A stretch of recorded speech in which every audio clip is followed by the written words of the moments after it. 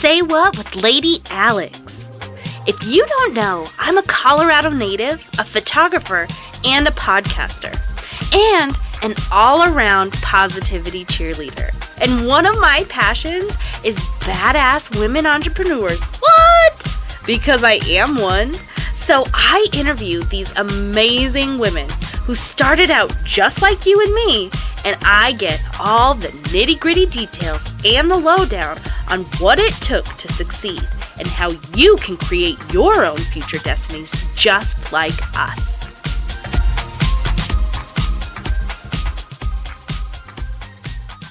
Huda Hamid is a Singapore native who has a passion for women. With a talent for building successful businesses, Huda decided to venture into the coaching business. And why not do it for women? Entrepreneurial women and women, to Huda, are not two different things. To Huda, every woman has the potential to be successful and their own boss. It just takes the right balance of decision making, and this successful woman has an awesome, effective way to help support your dreams while coaching you on when to take that leap and what you have to do to be successful. Let's dive into this interview and soak up all the knowledge nuggets that she's passing out. Hello and welcome everybody back to the 27 Studios. This is Lady Alex, and today we have an incredible podcast interview for you.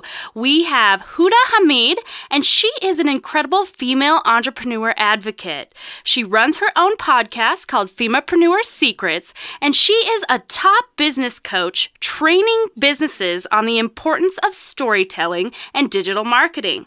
She has also been nominated to receive the Most Compassionate Womenpreneur Award for 2019. Welcome, Huda. Thank you so much for having me on your show. Oh, thank you. So tell me, where are you calling in from?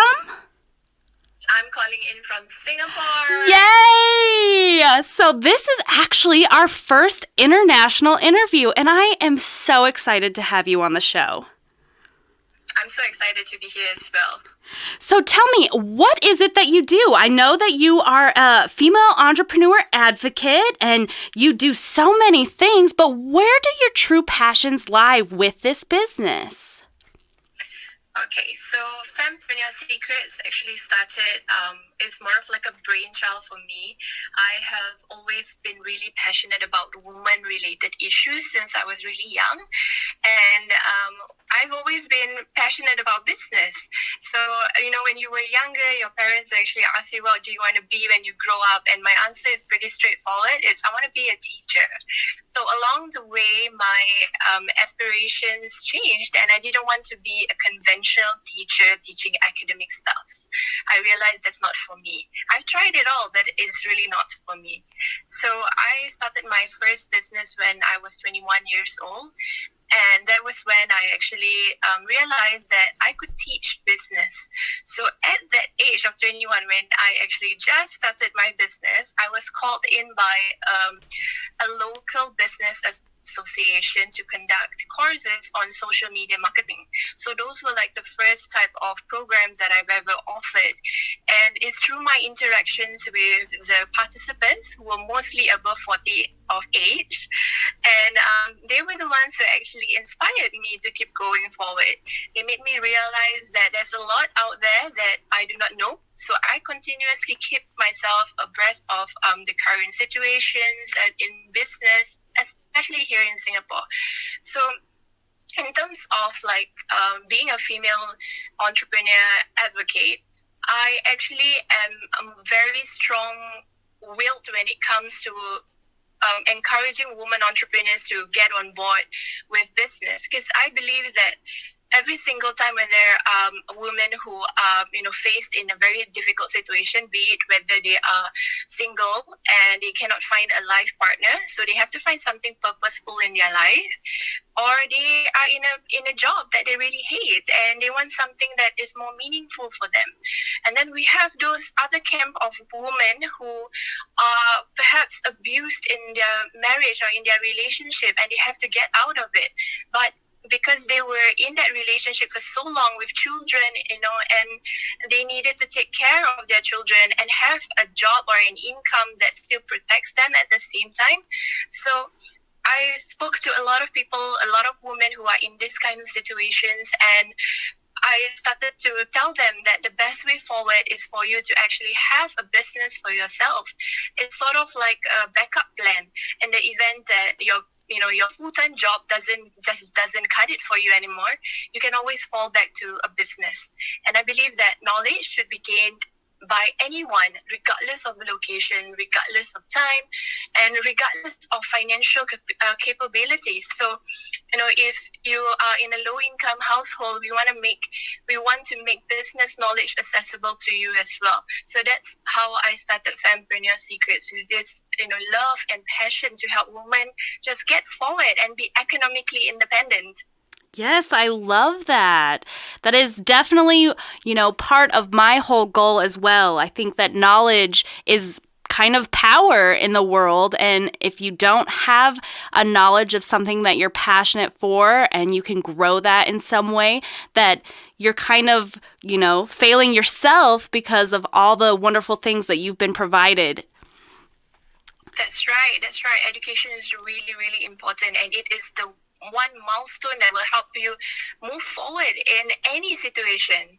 Yes, I do. That is so true. So you said a lot of things about, women and sometimes women who are kind of struggling. Now, what do you think is the biggest hurdle for women to get over when wanting to create their own business? Okay, I think the biggest challenge that women face when trying to get over is actually themselves. So the biggest hurdle they have is their fear of stepping forward into an area that is unknown to them. So stepping out of the comfort zone is probably the biggest hurdle that I have encountered speaking to so many women entrepreneurs. That they say that if they didn't have the courage to step forward, they wouldn't have been able to be where they are today. So a lot of women who are in full-time jobs especially have this difficulty of trying to leave their jobs because they are afraid of what they do not know when they enter into this new world of entrepreneurship or of business world. So in essence, if there are, this is a sort of challenge that you need to overcome if you want a brighter future for yourself. Oh, I love that, because I know for me, when I started my business, that was definitely my biggest worry was, am I going to even be able to do this? Do you feel like a lot of women that you help, that is just like the initial start is what is holding them back? I honestly believe that there are two main reasons why women don't start businesses. It's number one is because of fear, like I shared earlier. So it's that fear of the unknown, and you're basically scared of stepping into in a zone that you'd have no knowledge about. And the second thing is finances. So a lot of the times, even if you have a full-time job, your worry is what is going to happen if you leave your full-time job, and would you still be able to bring in the same paycheck every single month for your family, or are you able to actually pay for your own learning, or more of like invest in yourself? So these are the two main hurdles behind why women don't start businesses. That is so true, because I know for me, taking that leap and knowing that I was leaving a good paying job to go to a job that I don't really have a whole lot of experience in, and B, that I'm asking people to pay me as a professional to do this was probably the scariest thing. Exactly. And I think a lot of women are just like you. They're all afraid to put the step forward. And it's amazing that you did that step forward. And I'm sure you are happy where you are right now. Yes, very happy. Now, for those women who are kind of, on the verge, but they're really scared and they do not want to take that leap, what would you say to them to encourage them into stepping into, what they were created to do? I think the biggest advice and tips that I can give you is just think about what your life would be like if you could have that dream business. If your life could be a lot better than where you are right now, would that be a whole, different ball game altogether for you? Would that make things better for where you are right now? So if it is going to give you the dream, what's really just stopping you from going to get your dream? That is true. And like you said, it's us a lot of the times. So how would you guide someone who is stepping into their own and following their passion and creating a business? How would you guide them in growing that to becoming a prosperous business? Okay. So I think this is a really good question, Alex. So I think above all, women needs to just have a backup plan while you are doing your full-time job. There is no one who basically there's a lot of gurus out there who say just go ahead and step into the unknown, go ahead and start your business. But I believe that is the wrong move, especially for women who have people to take care of. So you still need your full-time job, that's fine.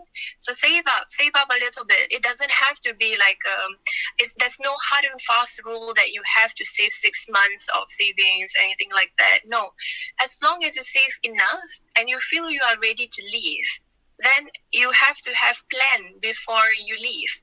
So what will the plan be when you are setting up your business? It could be as simple as making that first step to just register your business with your state office or even your national offices. So just registering that business makes it seem legit and that you are on your way to do a full-time business in the future. So it's okay to start your business with a part-time. In a way, you just do your business as a part-time income for yourself. As soon as it hits the level of being equal or just slightly under your full-time paycheck, you are about to be ready to leave. So at that point in time, you have to put everything in motion where you can prepare all the marketing resources or for you to really go all out and do marketing campaigns for your business, and then tender your resignation. So serve your notice, how long the notice is, just serve your notice. Be a very good human being and don't just leave the job because you have something better. The thing that a lot of people that I spoke to have is that when you have something better like a business, you have something that is going to help you achieve your dreams, you forget about the thing that has helped you survive all the way.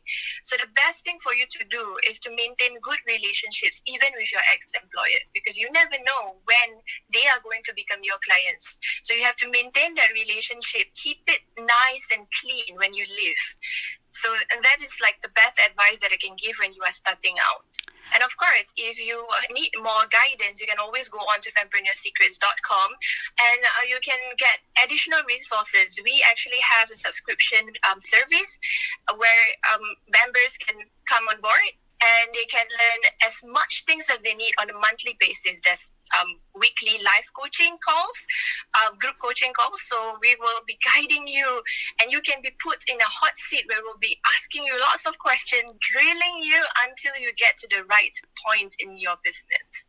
So yeah, those are the tips that I have for you if you are starting out or thinking of starting out in your business. Hi, I'm Maury Finkel, founder of Finkel's Fixtures, biggest lighting fixture chain in the Southland. And if you're anything like me, you like free advertising. And the only way to do that is to get on the Say What with Lady Alex podcast. So do it. Call 970-778-7991 and book your interview today. Do it. Do it. I love those tips because not only does it provide that security that I feel like a lot of women are scared of leaving, it keeps that while maintaining, your life and your home and being able to provide for like you said, the little ones that look out for you. And I think that it's really a great tip to have them do that side hustle first, because then you can really, focus your vision. Because I know a lot of times, at least for me, I have a tendency of going above and beyond. I want to do all the things all the time. And if I started with that side hustle, it would have really helped to narrow down my focus in what I wanted to do.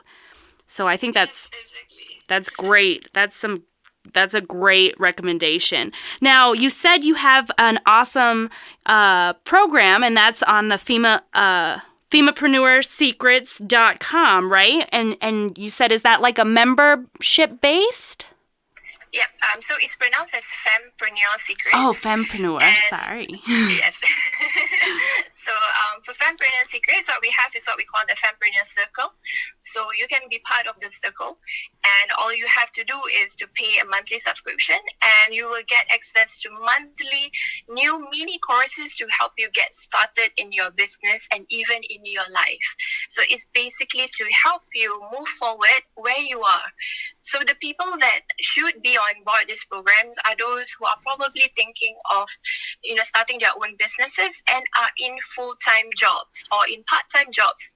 Basically, they are in jobs that they don't like anymore, but they are not sure what are the next options available for them. So it's good to get started. And once you are 6 months in, this is a good recommendation that I give to all the members. Once you are 6 months in the program, you should have already been prepared to leave your job. So that should be like an ultimatum for you. So if I don't make it in the next 6 months, then perhaps I will, continue with my full-time job. If not, I will go ahead and pursue my dreams. You have to set goals and deadlines, and as much as it scares you, those deadlines actually work. It work magic. They do, because it kind of spurs you on a little bit, doesn't it? Yeah, they do. They do spur you on so much, and having that ultimatum really helps set your mind focused to what you can do while waiting for, for your dream job, or waiting for you to get, prepared to enter into the world of entrepreneurship. That is so incredible. Well, I love the fact that you have created this platform for women to come and gain guidance from you. I know for me, I am still kind of in that new, it's within my first 2 years of having my business, and it seems kind of like a roller coaster ride. I have these really good ups, and I feel like, I am crushing it. And then kind of comes the decline where I have that lull, and I have that feeling of like, oh my gosh, is this even going to work? What would you say to women who are struggling in that first 2 years of business? Why is it so hard? Okay, first of all, let's do some reality check. Okay, you are in business, and business has what we call a business cycle. There will be ups and there will be downs. So there's nothing wrong with you. It's just how it works. So when you are in that situation where you sort of plateau and you are not getting enough income for your own business, the best tip that I can give you is to relook and rework on the things that you can do on your business. So during these down times is the best time for you to improve your business, improve your products, your services, or even your customer service. It could be as small as just, having that small tweak in your customer service that can help you boost your revenue. So let me just share with you a case study that I have done. So I have another business is in photo booth. So I'm not sure whether it's very popular in the States, photo booth services. Photo booth. Is that like at an event and you get to sit in and take pictures? Yes. Yeah, so they are very big here. Exactly. So in Singapore, it started off at the same time, I guess, in terms of the trend. So I have a business doing photo booth. It's been running for 5 years now. And I did a really interesting tweak to my business, which was I added a bot on my system. So by adding this bot, I eliminate not only the redundant questions that keep coming over and over again, questions that basically can get answered if you just read the website. You can also book online, and that has increased my revenue tremendously. Oh, wow. So not only do you need to take this opportunity of when your business is down to improve your sales and improve your processes, you can also take this opportunity to add in new things that will definitely improve your revenue. The point here is that those down moments are probably because of something you did not do 3 months prior. That's it. Oh, that is so smart too, because truly, sometimes you get into those modes where you are on the high and then you hit the low, and instead of, trying to focus and grow and improve the things that you can, you kind of have a tendency of being down and worrisome, and that causes you to be lacking the next time you have an up, when instead, if you do what you have suggested, that next high could be even higher than the previously. Exactly. So always take opportunity of the downtime to improve your business, because that is action that you are taking 3 months prior. So you have to imagine it in that way. You have to work on a quarterly basis, or if you want to, if your business is a very fast-moving kind of environment, you can work even faster. So you can do every month that you have some what we call revenue-generating activities or things to improve our business, so that by the next time that you're getting new clients or new business, it will be much better than before.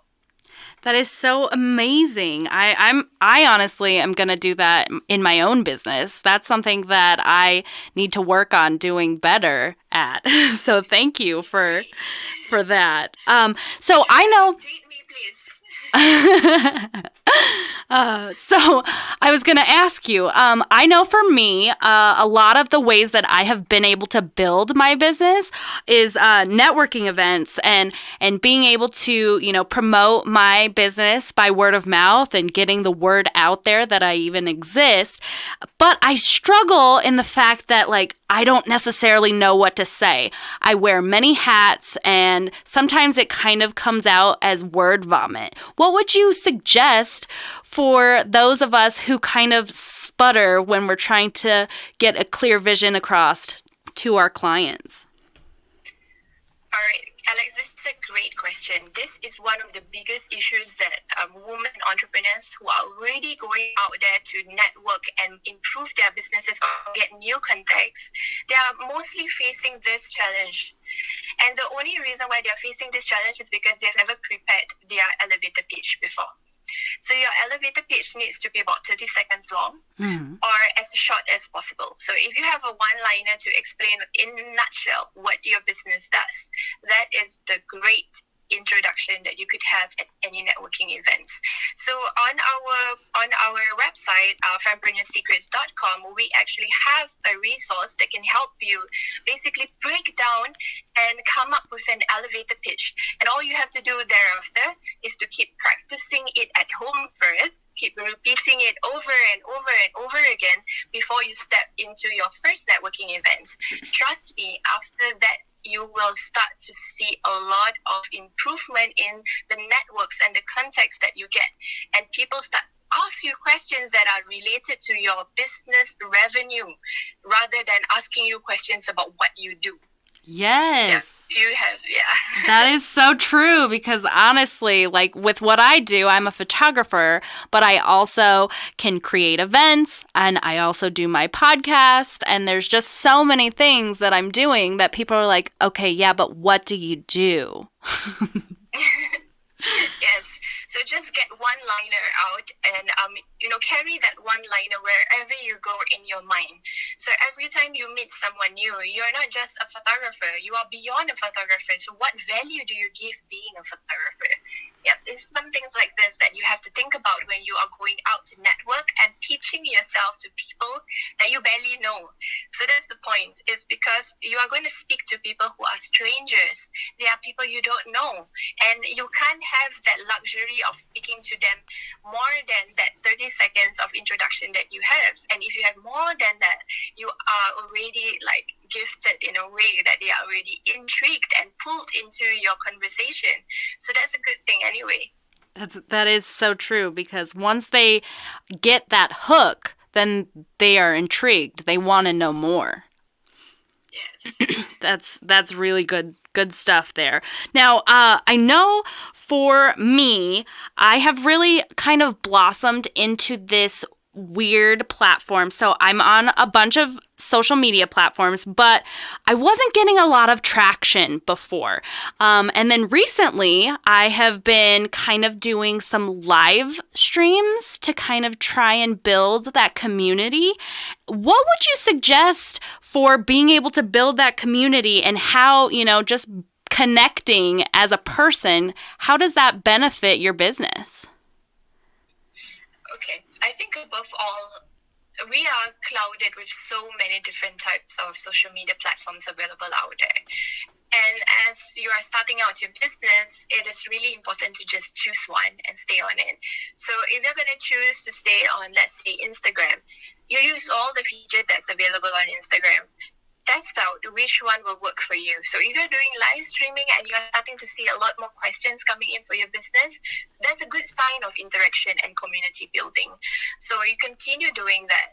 But when it comes to a point where the questions start to get a bigger volume, then you would have to think of moving that conversation somewhere else. So when that happens, that's a good problem, my friends. So you really just have to look for alternative options, like maybe setting up a Facebook group. And above all, I believe that we shouldn't be too distracted with so many platforms available out there. We have a lot of message to deliver, that's great. And we have a lot of stories to share, which is great as well. But we just have to choose the right platform and tell every one of our audience, or those who believe in our mission and our purpose, that we are on that platform. And the rest, they will just find you if they're really interested in you. That is true. I know that, sometimes you can do some tags or throw out some things like that, but I do love how you suggested to find your platform and then stick with it, because I know for me, at least, I don't necessarily have anything that does like a platform manager right now. And it's so hard being able to try and hit every market on every social media platform. And so what's helped me is sticking to the one that I'm good at and creating that community from that. That's good, Alex. That's really good, because actually a lot of women entrepreneurs tend to want to do everything on their own. So I think above all, if you are in that position where you want to do everything, you have to start questioning yourself. Is it because you want to do everything on your own because you have a trust issue, or you want to do everything on your own because you are bootstrapping? So there are solutions to both. So if you have trust issues, then you've got to work your trust. And if you're bootstrapping, which is great, or if you're starting out your business, it means you have to bring in more revenue so that people can help you in your business. Yes. Yeah. Oh, that's so good. That is, because for me, it's a little combination of both, kind of.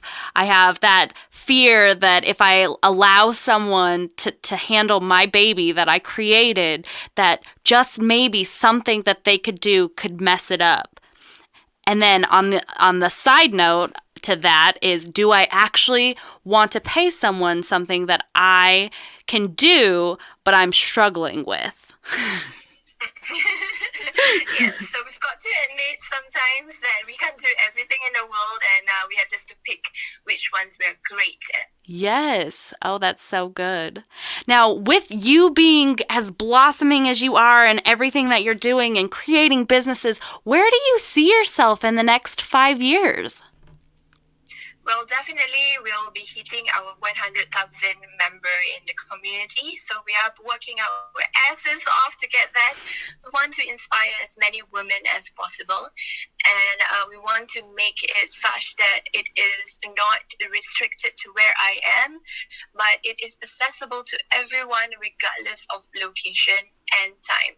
So we are working towards that goal, and we hope that by the time 5 years from now, that would be 2024, we would already have grown to a 20 women team. Oh, that sounds so wonderful. I just cannot wait to see what the future holds for you and your companies, and how you are just crushing it, advocating for these amazing women entrepreneurs. And I'm so happy that I got to meet you today.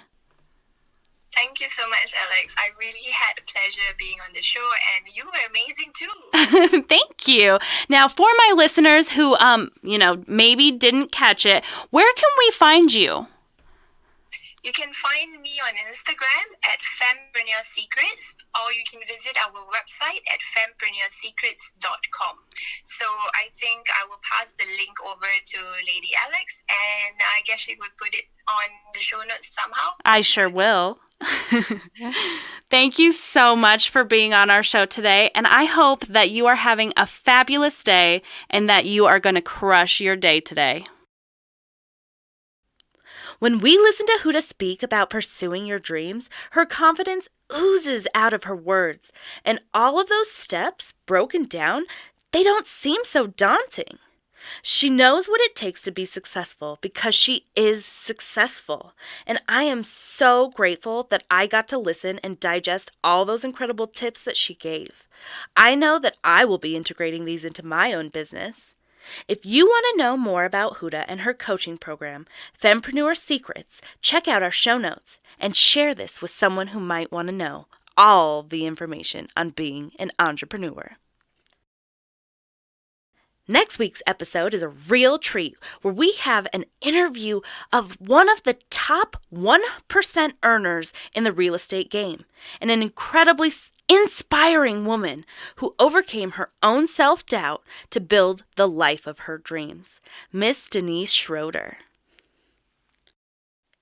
Thanks for listening and supporting this woman today. She has overcome so many obstacles to create the vision of her dreams, and that takes a lot of courage, as we all know. So give this a like and share it with your friends. You never know what can inspire your true passion and light that fire to make the future of your dreams. I mean, it could be right here in this podcast. So share us and like us and be that inspiration today.